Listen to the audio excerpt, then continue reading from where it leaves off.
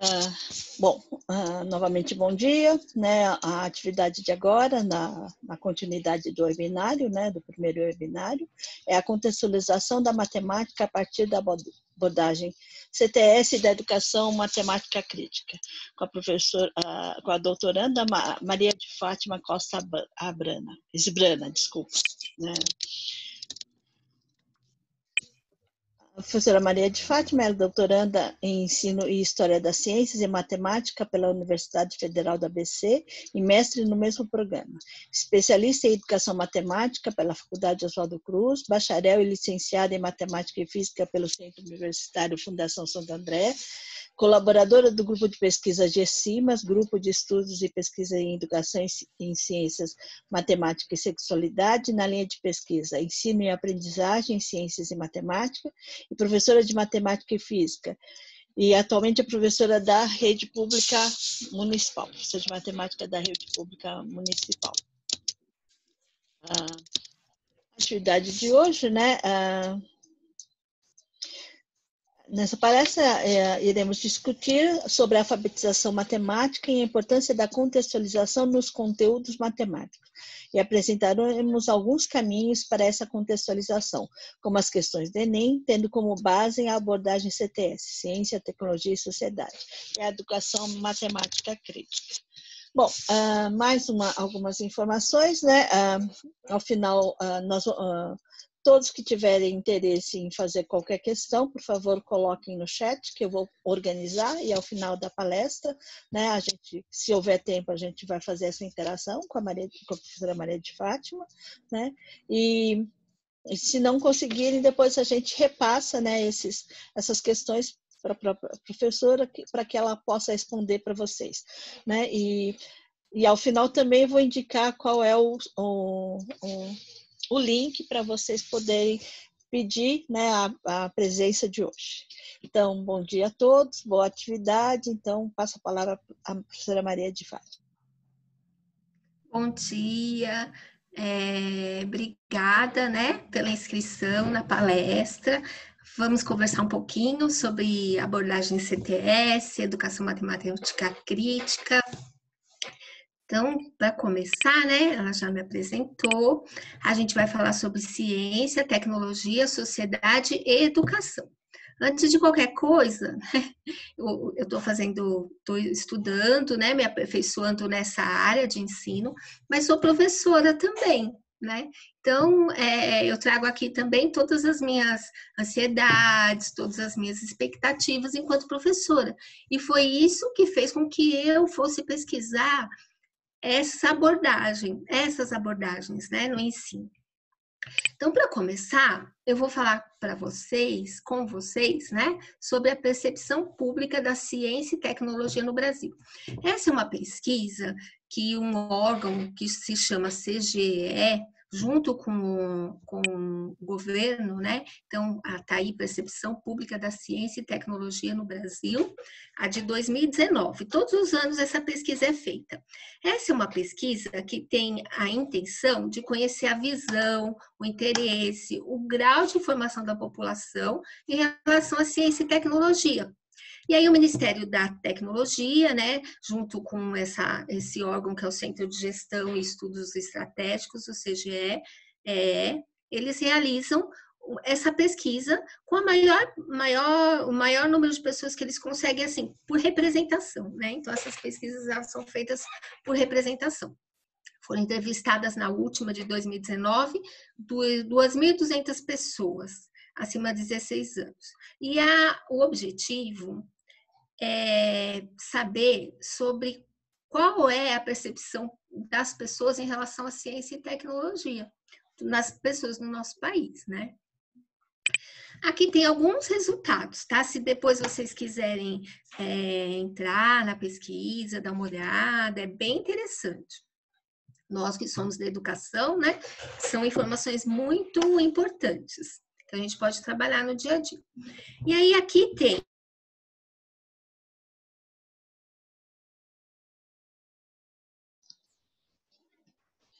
A professora travou o seu áudio. e otimista Isso é bom, né? Dos entrevistados, 73% acham que ciência e tecnologia trazem mais benefícios que malefícios para a sociedade. Então, tem aí, né? 42% acham que é só benefícios, 31% acha que tem mais benefícios que malefícios, esse rosinha, que é 19%, são tanto benefícios quanto malefícios, 3% mais malefícios que benefícios, azulzinho, que é 1%, só benefícios. Então, vamos lá. E tem os que não têm nenhuma opinião. E sobre a imagem do cientista, né? As pessoas têm aquela ideia de que o cientista é como o Einstein, né? Aquelas pessoas que vêm trancadas, né? São meio se aprofundam muito no estudo, esquecem o que está em volta, né? E aí aparece aqui a fotinho dele e aparece aqui, a imagem dele aparece aqui. Pessoas inteligentes que fazem coisas úteis à humanidade. São 41% que acha isso, né? Aí, 23% acha que são pessoas comuns, com treinamento especial só. Aí tem 11% que acham que pessoas que servem interesses econômicos e produzem conhecimentos em áreas nem sempre desejáveis. 8% acham que são pessoas que se interessam por temas distantes das realidades e das pessoas. Esse azulzinho, que é 5%, são pessoas excêntricas de fala complicada. Então, essa é a imagem do cientista que o brasileiro tem. Existe a percepção de que a ciência é um importante instrumento facilitador, capaz de solucionar problemas. Essa visão otimista abrange também os cientistas. Para 41% da amostra, esses são vistos como pessoas inteligentes que fazem coisas úteis à humanidade. Então, tá bom. Então, vamos ver se eu consigo aqui acessar um vídeo. Será que vai dar confusão? Vamos tentar. Só para vocês darem uma olhadinha, tá? Essas coisas de tecnologia, às vezes, confundem um pouco a gente, né? Vamos ver. Ah, tá aqui.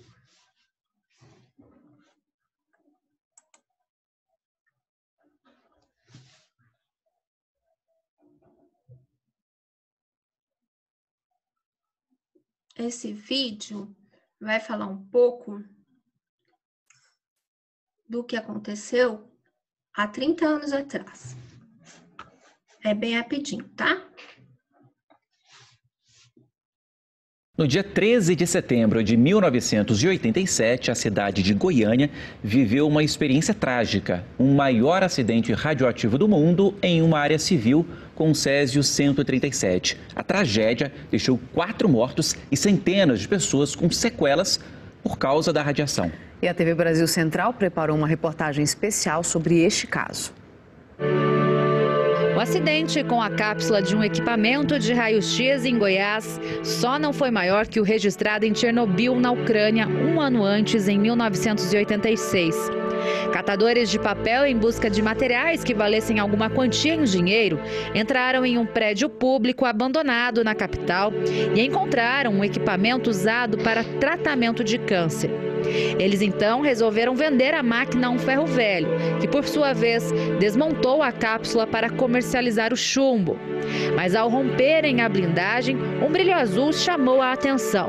Sem saber exatamente o que era aquilo, eles dividiram o material e levaram parte do pó brilhante para casa.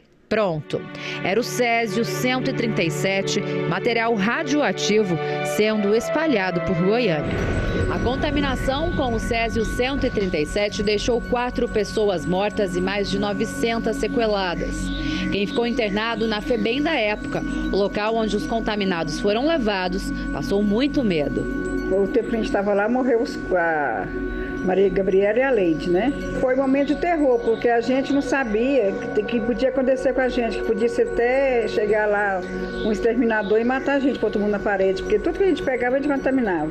O trabalho de descontaminação durou dias, principalmente nos locais onde viviam as pessoas que morreram, como a casa de Israel Batista dos Santos, que tinha 22 anos. Israel foi levado para se tratar no Rio de Janeiro, juntamente com Maria Gabriela de Abreu, de 57 anos. Além de Israel, que não voltou vivo do Rio de Janeiro, morreram também Admilson Alves de Souza, de 18 anos. Os dois trabalhavam juntos no Ferro Velho. E Maria Gabriela Ferreira, que tinha 37. Ela era esposa do Devair, o dono do local. Foi ela a responsável por levar o restante do Césio 137 à Vigilância Sanitária de Goiânia. Ela foi a primeira pessoa a suspeitar que aquele pó brilhante poderia ser o causador de tantos sintomas nas pessoas que tiveram contato com ele. E por fim, Leide das Neves Ferreira, uma garotinha de 6 anos de idade, sobrinha de Maria Gabriela, que comeu um ovo com as mãos sujas do pó de Césio 137. Ela se tornou símbolo das vítimas deste acidente. A senhora, quando a Leide foi lá para o Rio de Janeiro para tratar, a senhora imaginou que ela fosse voltar do jeito que ela voltou? Morta? Nossa, nunca, porque ela estava bem. Eu não entendia, porque eu fiquei isolada. Quem sobreviveu reclama que o preconceito, devido ao medo de contaminação, existe até hoje.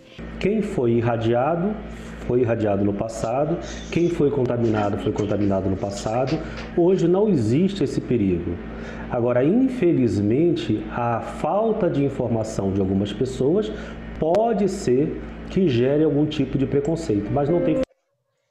Bom, gente, era isso que eu queria mostrar para vocês. O que isso tem a ver, né?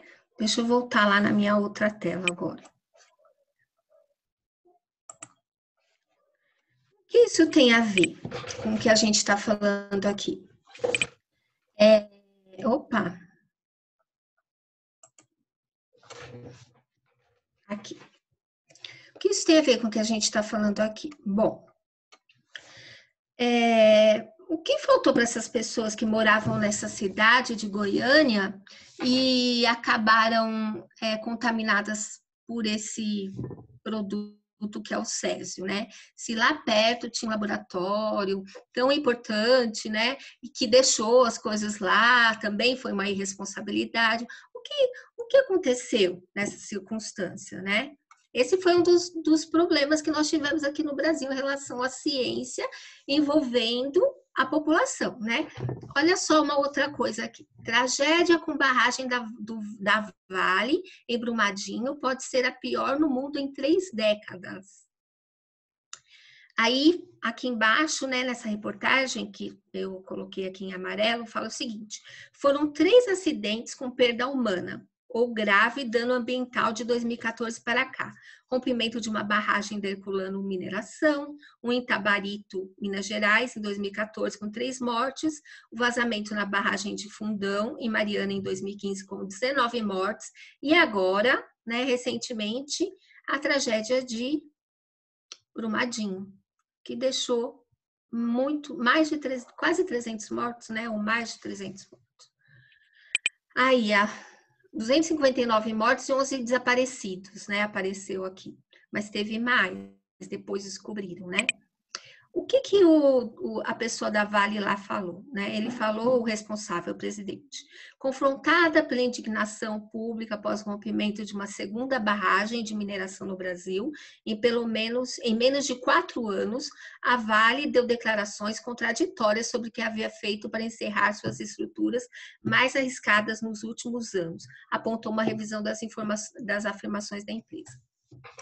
Uma das pessoas que moram na cidade foram entrevistadas, né, por um repórter, e o repórter perguntou: mas vocês sabiam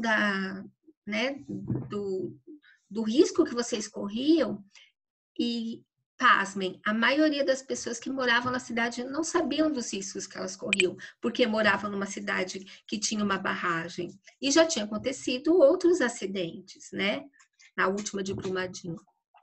Outra informação aqui. Por que as pessoas estão tomando menos vacinas? Aí eu deixo aqui para vocês pensarem, né? Por quê? As baixas taxas de vacinação contribuem para que doenças sob controle voltem a circular no Brasil. E aqui a reportagem fala um pouco das causas. E teve mesmo um movimento grande contra vacinas, né, no Brasil e no mundo. Mas por que isso está acontecendo? Aí eu vou apresentar para vocês, daqui a pouco a gente vai falar um pouco sobre o que aconteceu, sobre todas essas consequências, tá? Aí agora eu vou apresentar para vocês um artigo, nós não vamos ler o artigo, eu só vou indicar, mas é um artigo que fala sobre o despertar da radioatividade ao alvorecer do século XX. É muito interessante esse artigo, se vocês puderem procurar na internet, é muito legal. Ele fala sobre os impactos do reconhecimento da radioatividade lá no século XX. Então, quando surgiu, né? E aí as pessoas não sabiam direito o que era, a ciência ainda estava lá tentando entender, só que as pessoas já começaram a produzir coisas, né? A fazer produtos que usavam como base o produto radioativo. Olha aqui, isso daqui é uma água, né? Raditor. Foi um medicamento bem conhecido, feito com água destilada, 3 vezes, contendo no mínimo um microcure, né? Microcure, que cure é uma unidade de medida de radioatividade. E aí, foi anunciado como a luz do sol perpétua. E dizia-se que curava câncer de estômago, doenças mentais, ajudava a restaurar a energia sexual e a vitalidade. Isso lá, né? Em 1918 e 1928, século passado. Esse daqui é um outro produto também. É uma compressa radioativa, que nos anos 20 foram muito comuns propagandas dessas compressas e almofadas radioativas destinadas ao tratamento de artrite, neurite, asma, bronquite, insônia, produtos que tinham a característica de permitir que as propriedades curativas do rádio estivessem ao alcance de todos, dado o seu baixo preço. Esse era o slogan, né? Alguns fabricantes recomendavam que o produto fosse exposto ao sol por alguns minutos para ativar suas propriedades terapêuticas. Onde estava a ciência nesse momento, né, gente? Vamos pensar? E aí, tinha produtos de beleza, remédio, xarope e muitos outros, né? O que aconteceu foi que enquanto a ciência estava lá pesquisando, tentando entender o que era aquele produto, em contrapartida, a sociedade, buscando os benefícios, buscando recurso econômico também, né? Atendendo a interesses, começou a divulgar. Fazer vários produtos, vender, e isso se espalhou. E aí, o que aconteceu, né? A conclusão. O emprego da radioatividade em seus primeiros tempos é um exemplo no qual a aplicação e a receptividade iniciais de uma descoberta científica precederam o reconhecimento dos perigos a ela associados. Decorridos cerca de 30 anos após os primeiros relatos sobre a radioatividade, os primeiros congressos de radiologia, os primeiros estudos científicos e as primeiras legislações trabalhistas mostravam uma nova forma de trabalhar com radiação, traduzindo-se também no abandono paulatino das aplicações e práticas propostas no início do século XX. Vamos pensar, a radioatividade foi uma descoberta ruim para a humanidade? Não, contribui para muitas coisas, né? O raio-x é uma coisa simples, o raio-x que nós fazemos, né, para poder verificar algum problema no pulmão, a gente usa muito, né, em muitas coisas. Só que ainda não era o momento de se divulgar radioatividade como algo milagroso, né, que ia resolver todos os problemas da humanidade. Em contraparte, enquanto cientistas estavam lá estudando, outros estavam desenvolvendo produtos que iam ter um retorno econômico para alguém. Então, tinha um interesse por trás disso. Antes mesmo dessa ciência ter sido consolidada, né? Desses estudos científicos terem sido consolidados. Então, a ciência não foi usada para o bem nem para o mal. As pessoas é que escolheram, né? O que elas fizeram com aquele conhecimento. E no momento errado, por falta de informação. Voltando só um pouquinho aqui, tudo isso que a gente mostrou aqui antes, né? Vamos pensar um pouquinho, ó. Então, a gente mostrou primeiro que as pessoas aqui, na percepção, muitas acham que o que é científico é bom. E aí vem a imagem do cientista, né? E aí vem a reportagem que a gente viu do Césio, as consequências, porque as pessoas não sabiam o que era de fato aquilo. Vem Brumadinho, muita gente ali sem saber o que aconteceu de fato.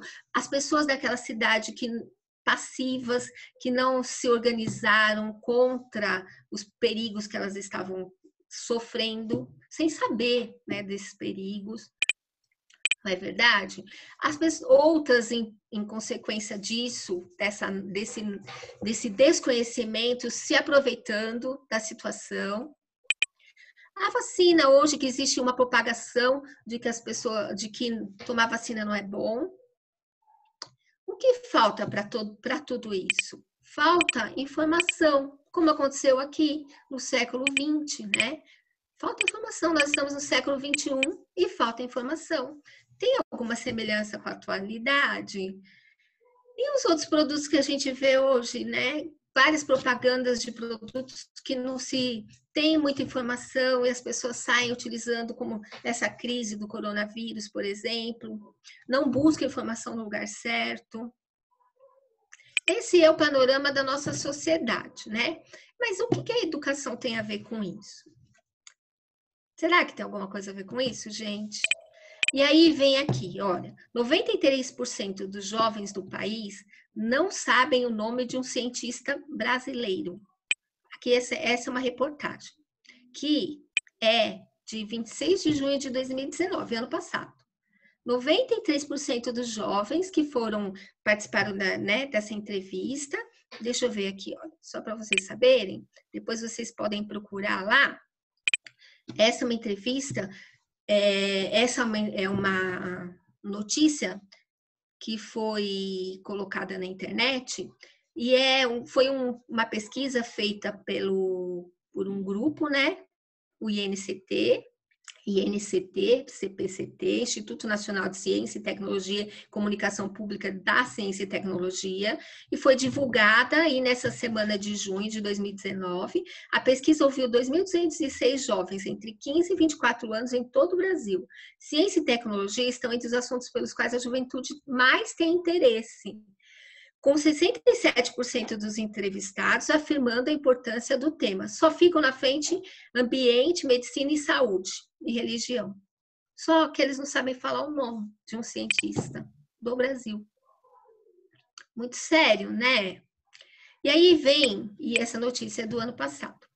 E a matemática? O que ela tem a ver com isso tudo? Olha aqui uma notícia, né? Essa notícia fala o seguinte, deixa eu diminuir aqui.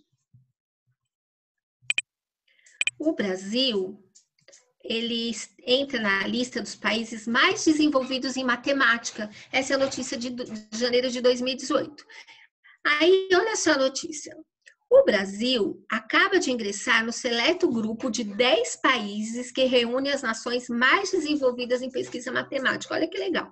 O Instituto de Matemática Pura e Aplicada, o INPA, e a Sociedade Brasileira de Matemática fizeram anúncio na quinta-feira, dia 25 de janeiro de 2018. A candidatura do Brasil ao grupo 5 foi representada em 2017 ao organismo internacional que congrega sociedades matemáticas de países de todo o mundo. Atualmente, 76 nações fazem parte da União Internacional de Matemática, criada em 1920 para promover a cooperação internacional. Então, olha que interessante, né? O Brasil, ele faz parte dessa lista dos países mais desenvolvidos em matemática. Mas e o ensino de matemática? Aí, essa é uma notícia do ano passado. Brasil cai em ranking mundial de educação em matemática e ciências e fica estagnado em leitura. O país teve novamente um dos 10 piores desempenhos do mundo em matemática no PISA 2018, avaliação mundial de educação. E aqui fala, né? De como foi essa colocação, né? O Brasil não conseguiu registrar avanços significativos no desempenho dos estudantes em leitura, em matemática e em ciências, no mais importante ranking mundial de educação. O resultado do Programa Internacional de Avaliação de Estudantes aponta ligeiro aumento na nota média, mas os estudantes brasileiros seguem entre os últimos 10 colocados na prova de matemática. E aí, gente, para retomar, o que tudo isso tem a ver com a abordagem CTS, com ciência, tecnologia e sociedade, né? A abordagem CTS, ela fala disso, fala da relação entre a ciência, a tecnologia e a sociedade e a cultura. Porque esse conhecimento, ele passa a fazer parte da cultura. Morin, ele fala o seguinte, que a ciência é um processo sério demais para ser deixado só nas mãos dos cientistas. E ele continua. Eu complementaria dizendo que a ciência se tornou muito perigosa para ser deixada nas mãos dos estadistas e dos estados. Dizendo de outra forma, a ciência passou a ser um problema cívico, um problema dos cidadãos. Precisamos ir ao encontro dos cidadãos. E quem é que vai ao encontro dos cidadãos, né? Quem são esses precisamos ir ao encontro dos cidadãos? Somos nós da educação, não é verdade? Que fala o seguinte, que o movimento CTS é um movimento, essa abordagem CTS, ela começou no movimento CTS. O movimento CTS, ele começou nos finais dos anos 60, entre os finais dos anos 60 e o começo dos anos 70. Ele foi motivado por causa da degradação ambiental e associação do desenvolvimento científico e tecnológico com a guerra. E isso fez com que a ciência e a tecnologia fosse alvo de críticas, né? Porque ela estava sendo utilizada para um fim que não era bom. Por meio da comunidade acadêmica, que estava preocupada com os problemas políticos e econômicos que o desenvolvimento científico e tecnológico provocava, e com os movimentos sociais de protesto, criou-se o movimento CTS. A abordagem CTS. A abordagem CTS é uma abordagem dentro do movimento CTS. A abordagem CTS é um campo de trabalho de caráter crítico e interdisciplinar, onde se estuda a dimensão social da ciência e da tecnologia. Isso disse Basso, né? O objetivo principal do EFOC CTS na educação básica é a promoção de educação científica e tecnológica dos estudantes, auxiliando-os na construção de conhecimentos e atitudes responsáveis relacionados a questões de ciência e tecnologia na sociedade. Aí eu pergunto para vocês, isso é importante? É importante que as pessoas promover essa educação científica e tecnológica entre os estudantes para que eles possam construir conhecimentos e atitudes responsáveis relacionados à ciência e tecnologia, de modo que elas possam intervir? Isso parece uma coisa meio, assim, utópica, ou até mesmo, isso daí é para quem está envolvido nesses movimentos, nessas ONGs, mas não. Imagina se aquelas pessoas que moravam lá naquela cidade há 33 anos atrás, do Césio, se elas tivessem noção dos perigos da radiação. Será que teria acontecido tudo o que aconteceu, né? Mesmo aquelas pessoas que dividiram, elas frequentaram a escola, né? De alguma forma. Será que elas estão aprendendo na escola o que de fato elas precisavam aprender? As pessoas que moram nessas cidades com barragens, elas tinham ideia das consequências de morar num lugar assim, como elas deveriam se prevenir? E muitas outras coisas, né? Pessoas que moram do lado de córregos e que poderiam pensar em formas diferentes de melhorar aquele ambiente. São coisas próximas. E que a abordagem CTS tem esse olhar na educação básica. E qual é o papel do professor de matemática, né? Professor de matemática não, mas o professor que ensina matemática. Porque o professor que ensina matemática é o professor que começa desde lá no ensino fundamental ou até na educação infantil, né? E segue por todo o trajeto escolar de uma pessoa, né? De um estudante. Aí a pergunta, qual é o papel do professor que ensina matemática nesse contexto? Entra aqui a educação matemática crítica. A educação matemática crítica, ela traz o seguinte, que o conhecimento matemático, ele é utilizado pela mídia e por outros meios com fins políticos, por conferir uma visão positivista e neutra da ciência, de forma a induzir o cidadão a pensar que algo comprovado matematicamente é bom. A gente não tem esse discurso na nossa sociedade de que, não, Mas isso daí, os números já disseram isso. Inclusive, na mídia, a gente tem muito isso, né? A gente tem até aqueles gráficos que mostram, assim, que são manipulados para mostrar que uma informação é mais importante que a outra, ou até mesmo, olha, a gente tem culturalmente essa ideia de que se foi comprovado matematicamente, não tem discussão, não tem. A gente tem, faz parte da nossa cultura isso. Mas será que isso é certo, né? Ou é bom? Aqui, o Borba, né, e Marcelo Borba, Escovismose, eles dizem que é um conhecimento matemático usado para interesses. E aí vem aqui, educação. A descontextualização da matemática seja um dos maiores equívocos da educação moderna. Aí vem. Educação matemática. Ser parte da educação geral, preparando o indivíduo para a cidadania e servir de base para uma carreira em ciência e tecnologia. Contemplar o conhecimento matemático atual como ele se manifesta no dia a dia, na ciência e na tecnologia do momento.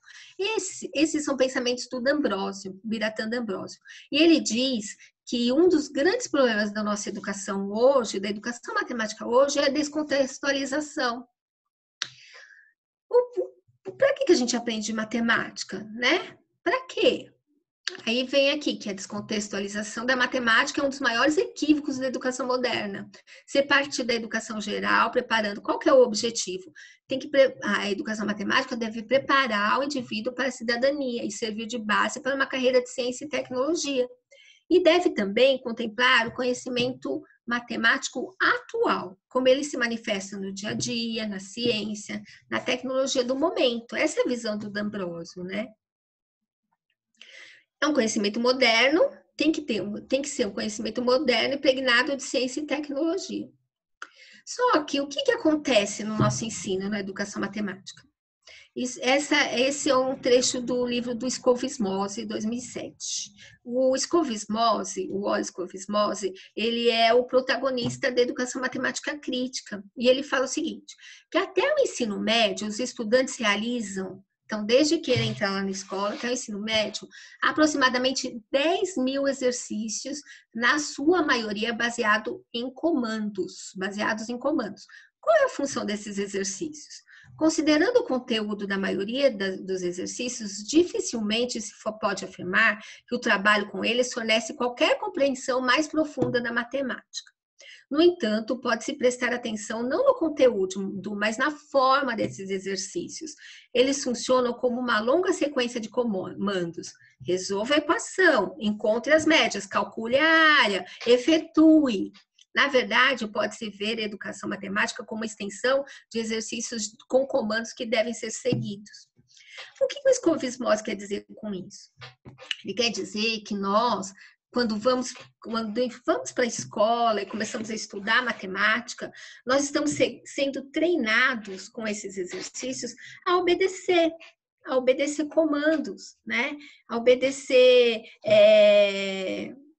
Aí de fato comandos mesmo, né? Obedecer coisas, obedecer pessoas, e nós não estamos percebendo que nós não estamos levando esses nossos alunos a pensar.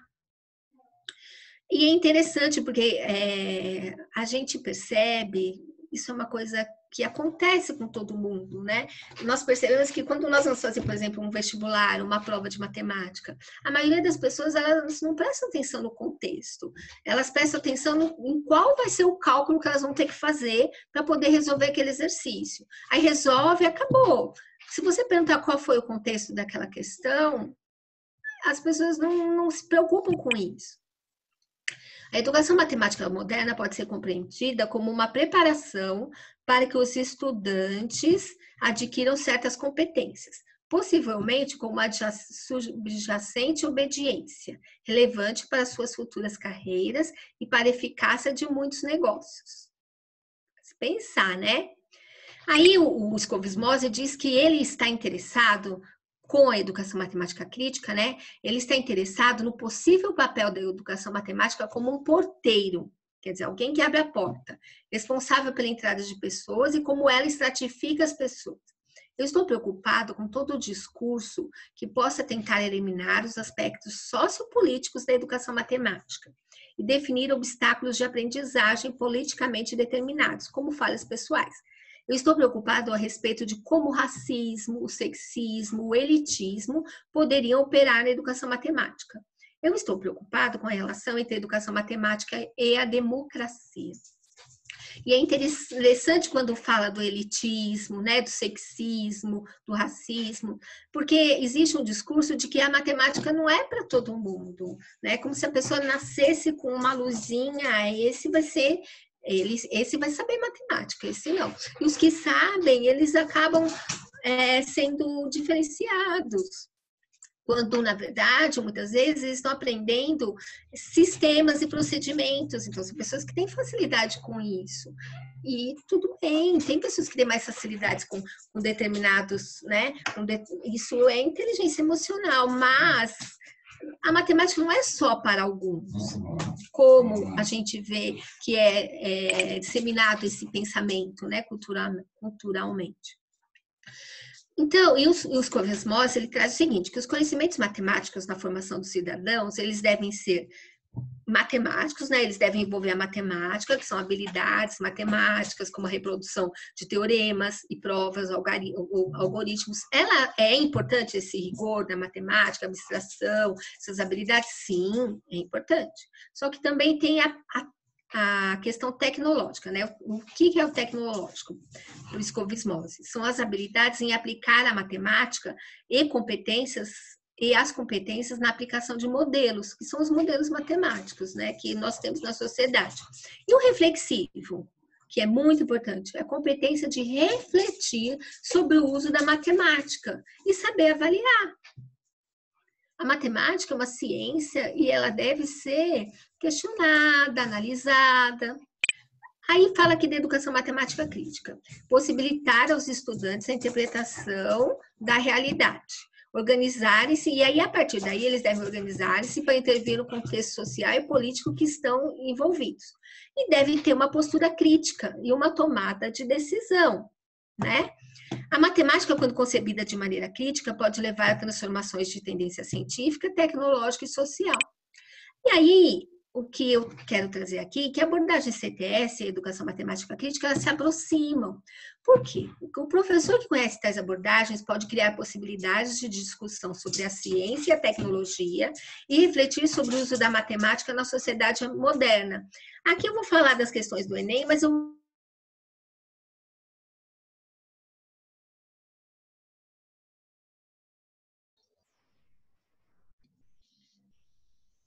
Maria de Fátima, o seu som travou.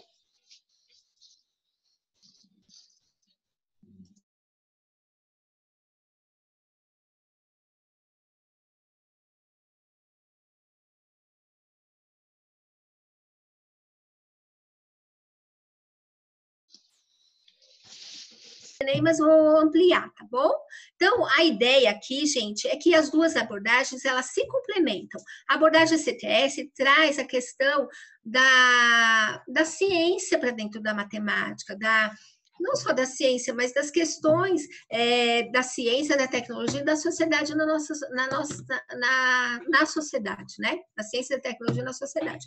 E a educação matemática crítica, ela traz o olhar matemático, né? Traz a contribuição da matemática nessas questões. E aí, a pergunta é, como inserir... Desculpa, gente, é porque eu não sei por que não está funcionando os meus page up aqui, e aí eu vou tentar aqui. Na BNCC, sobre o ensino de matemática, é fundamental que o ensino seja contextualizado e interdisciplinar, mas que ao mesmo tempo se persiga o desenvolvimento da capacidade de abstrair, de perceber o que pode ser generalizado para outros contextos, de usar a imaginação.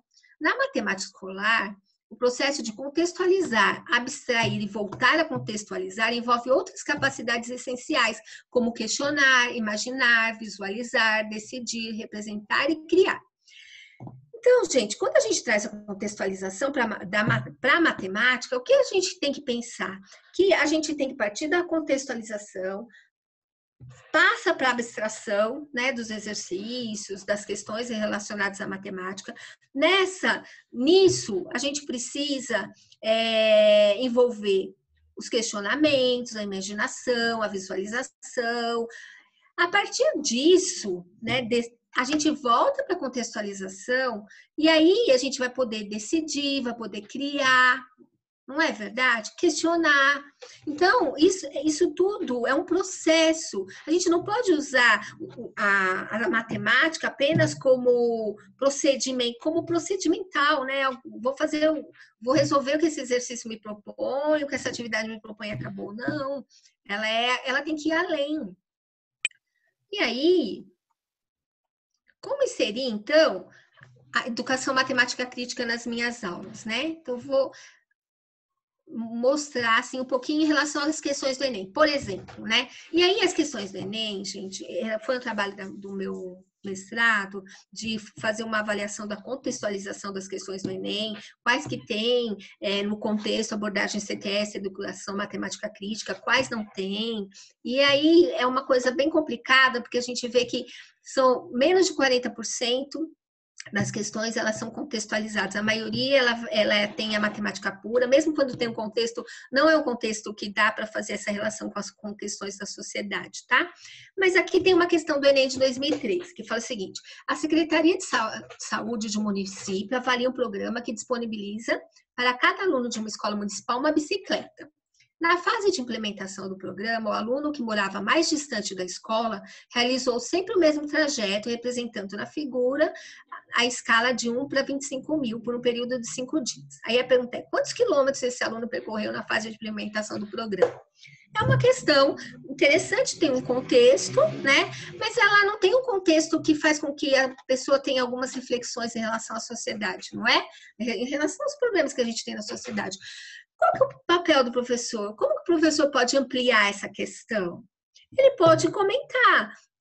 Por exemplo, gente, vocês já pensaram quais são as vantagens de se utilizar a bicicleta ao invés de se vir para a escola, por exemplo, de automóvel? Ou então de ir para o trabalho de automóvel? Na sua região, é fácil usar a bicicleta? Quais são os benefícios dos exercícios físicos?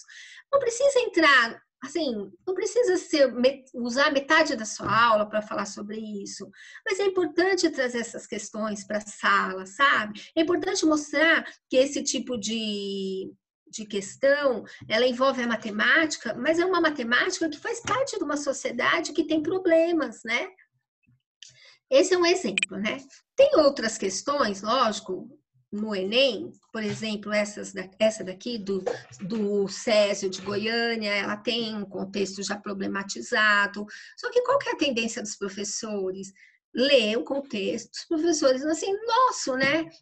Nós somos educados assim, né? Nós aprendemos dessa forma. Qual que é a tendência dessa aula de matemática? Ler lá o contexto, em setembro de 87, Goiânia foi o palco do maior acidente, como se fosse um contexto fictício. Isso aconteceu de fato, nós vimos lá o vídeo, né? Nós sabemos das consequências. Os nossos alunos, eles não sabem disso, eles não... Muitos, né? 87, muitos nem tinham nascido nessa época, né? Nosso papel é trazer esse problema, falar, gente, olha, isso é muito sério, vocês conhecem o Césio 137, olha que situação, os resultados desse exercício são resultados verdadeiros, não são fictícios. Comentar dos resultados, olha a consequência disso, né, para a sociedade, quais são. É papel nosso fazer isso, né? A matemática, ela não é a crítica à histórica, né? Ela faz parte da história, ela é construída por seres humanos a partir das necessidades. Aqui é um problema sobre a Segunda Guerra Mundial. Fala aqui da técnica de decomposição, né? De fatores primos. Esses números eles deram. Esse é um estudo que é a base da criptografia. Então tem muita coisa envolvida no exercício de matemático para a gente deixar passar. Se preocupar só com a forma como ele se resolve, não é mesmo? E é interessante porque na Segunda Guerra Mundial tem aquele filme do Alan Turing, a história do Alan Turing, né? E lá tem um contexto muito interessante, que ele era um homossexual, ele foi punido. É um filme interessante para se discutir, né? Porque ele era um cientista e ele, o Alan Turing, ele é considerado o pai da computação, né? No entanto, ele foi punido e morreu, né? Teve punição sexual, né? De tomar de uma castração química por conta de ser homossexual. Então, são coisas importantes da gente discutir com o nosso aluno, né? Não é verdade? Porque faz parte da sociedade, são pessoas humanas que passaram por problemas, até para eles perceberem que as pessoas que os cientistas não são pessoas como só assim, como Einstein, como o estereótipo do Einstein, porque na verdade o Einstein também tinha muitos problemas, não é verdade? As pessoas não conhecem isso, né? Aqui tem uma questão, gente, absurda. Olha só.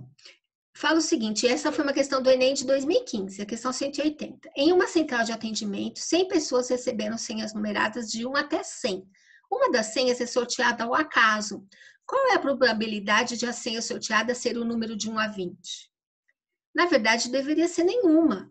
Por quê? Porque, gente, se você chega num balcão, retira uma senha sequencial, a probabilidade de você ser sorteado devia ser 0, né? Porque você tem uma sequência a se seguir. E se não seguir a sequência, vai dar briga, concorda? Então, mas as pessoas se preocupam com o contexto de um exercício de matemática? Não. As pessoas se preocupam com a resolução, né? E aí, a gente passa, olha, um exercício de Enem. A gente passa a fazer as coisas mecanicamente. E isso é interessante? É interessante para alguns, é aquela obediência do Scoville-Smose, né? Nós somos treinados para obedecer, não para analisar, pensar, né? Criticar. O papel da matemática na educação, ele precisa mudar. E aí vem outras questões, né? Eu vou adiantar um pouco aqui, porque eu quero falar de uma questão aqui, por exemplo, para as crianças da educação do ensino fundamental anos iniciais. Essa daqui é uma reportagem. Como comer doce faz mal? E é interessante, porque aqui fala que não. Fala que o açúcar está presente nos doces, não faz mal. Ele é, inclusive, importante para a produção de energia para o corpo. Ele está presente nas frutas, no leite, no mel. Mas qualquer substância, quando consumida em excesso, faz mal. E aí, gente, é interessante porque as notícias estão aí. Então, como é que os nossos alunos vão saber qual é a notícia que eles devem confiar e qual não é? Naquela pesquisa lá do começo, fala-se, né, as pessoas entrevistadas, né, eles não sabem separar o que é bom, o que não é, quais as notícias boas, quais não, como, por exemplo, agora com o coronavírus, né, a gente sabe que tem muita notícia, muita notícia que não são de fontes confiáveis, né, normalmente são essas que as pessoas acreditam, né. Agora, imagina um exercício como esse, como é que eu poderia trazer de uma outra forma, né? Eu poderia trazer um contexto para o meu aluno, né? O consumo de doce, porque os exercícios de matemática, eles são muito assim, né? São muito assim. Joãozinho consome 30 balas por semana, né? No fez do mês, quantas balas Joãozinho consumiu?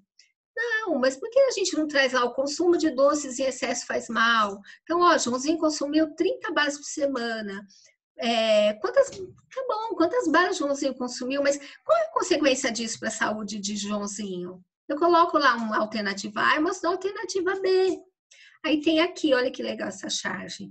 Você consegue calcular o prejuízo que isso traz para o país? Não consigo somar nem calcular. Olha isso. Ele não consegue somar, ele não consegue calcular e ele não consegue fazer essa relação dos prejuízos que isso traz para a vida dele. Por quê? Porque a matemática que a gente aprende hoje é uma matemática desvinculada da realidade, né? E ela não é discutida. E aí, gente, para terminar, né? Esse daqui foi uma questão que um grupo fez no curso que nós fizemos. Ele trouxe a questão lá de Mariana. Então, ele fala o seguinte: considerando que cada habitante consome cerca de 5 metros cúbicos de água por mês, considerando que os 100% dos rejeitos de minério do desastre de Mariana são 62 milhões de metros cúbicos de mineração fossem água, quais cidades brasileiras poderiam ser abastecidas com essa água durante um mês? E aí o resultado é assombroso, porque ficam fora 4 estados do Brasil só. Daria para abastecer em um mês praticamente quase todas as regiões do Brasil, deixando de lado uns 3 ou 4 estados. Olha que situação. Esse é um problema que envolve o problema social, né, da abordagem de CTS, a ciência e a tecnologia, e envolve os aspectos sociais e políticos da educação matemática. Quais são os possíveis conteúdos de CTS? São vários, gente.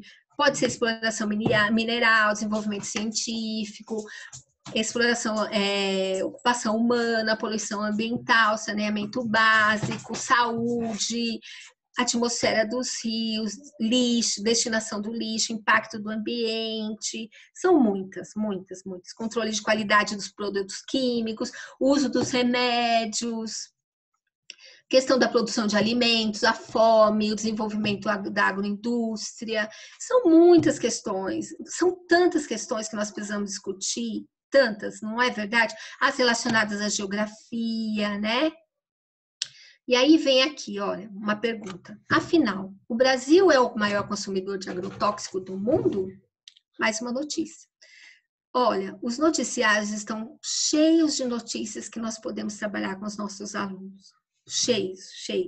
A gente precisa transformar as questões em assuntos importantes, relevantes. Esse daqui são os artigos, né? São 2 artigos, e depois vocês podem consultar. Os artigos, eles falam mais do meu trabalho na faculdade, tá? No mestrado. Tem um capítulo de livro, que é esse livro aqui, tá? Ciência, Tecnologia e Sociedade. Tem outros artigos que falam desse mesmo tema, e esse é o meu, fala da contextualização da matemática. Eu continuo esse trabalho no doutorado. Nós vamos fazer um curso de extensão EAD para professores, e aí depois, se vocês quiserem participar, tá? Então tem as referências. E agora as questões. Desculpa, gente, eu sei que avancei um pouco, mas tentei correr um pouquinho para a gente ter tempo para algumas perguntas.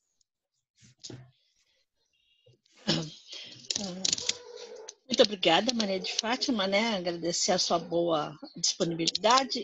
Eu consegui só caçar uma questão aqui por enquanto, né? Do ponto de vista histórico, como a ciência também contribuiu com as ideias discriminatórias, dando uma roupagem científica para a questão da superioridade racial, sendo utilizada como um pilar, seja para a manutenção ideológica da escravidão e de movimentos eugenistas.